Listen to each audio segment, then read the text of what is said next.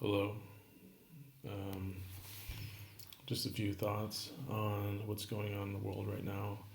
Um, if you've watched the news, you probably have heard about ISIS, Islamic State, um, beheadings, um, mass murder, warfare. Uh, it seems like they're.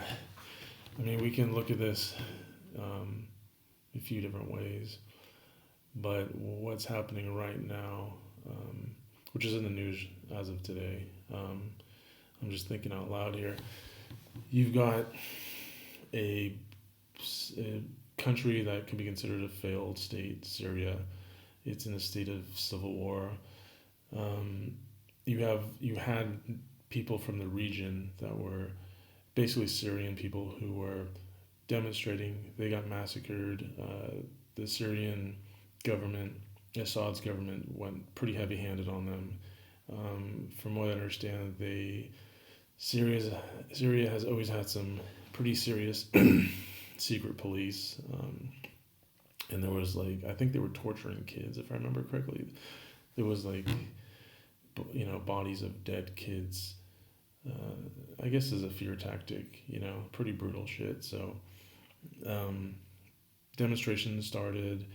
They were part of the kind of Arab Spring thing that wasn't looked on kindly by the Assad government.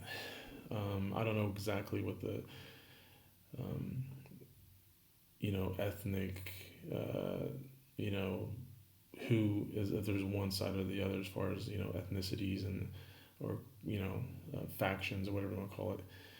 Um, that just always escapes me, like who's a Sunni and who's not, and all that stuff. I think you have to really get a handle on that to really understand what's going on in the Middle East, and I'm attempting to do that. It's coming to me slowly, but I don't have a handle on it right now. Anyway, so you've got the Middle East, you got Syria. They get heavy-handed. The government gets heavy-handed on protesters. It gets crazy. It becomes a civil war. Violence begets violence. So and you can understand it. They're protesting, but they want to take down Assad. That's their goal. So, um, just like Egypt, just like uh, Libya, we assume these people are dictators and need to come down. The people have been repressed. Okay, so Syria, back to Syria. That seems to have been the case. They want to take down their government. The government responds with extreme violence. The people are no longer protesting with signs; they're protesting with weapons. It's kind of like expected. Um, the U.S., Europe, let's say Europe as well.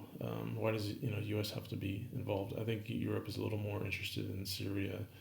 They were more interested in Libya. Um, I think the U.S. was just telling the Europeans, "Look, we've done our part.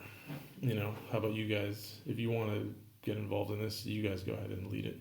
That's what happens in Libya. Syria um, starts devolving into a civil war, and from the very beginning, I wasn't sure I was on what side I was on. I mean, I understand the Assad is brutal. I definitely don't think that's right, but I just didn't understand who was on what side. From the very beginning, I was hearing reports that the resistance fighters or the um, anti-Assad forces were attracting Islamists. So that becomes muddy for me. So then, okay, so the U.S. decides not to put much into it or take a side or bomb Assad. Um, so Assad seems to be winning for a while, and then it seems like he's losing ground, but it's probably just at an equilibrium. I'm not really sure, but it seems like Assad has the north and the rebels have the south.